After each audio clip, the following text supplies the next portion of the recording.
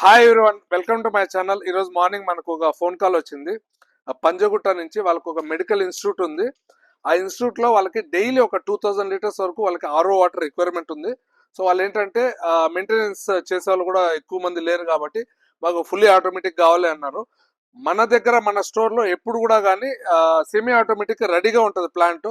So వాళ్ళు fully automatic కావాలని చెప్పారని మనము మాన్యువల్ మల్టీపోర్ట్ తీసేసి ఫుల్లీ ఆటోమేటిక్ మల్టీపోర్ట్ అదే విధంగా దీనికి సపోర్ట్ చేసే ప్యానల్ కూడా ఇప్పుడు చేంజ్ చేసి మన టెక్నీషియన్స్ అయితే అక్కడ తీసుకెళ్లి ఫిట్ చేస్తున్నారు.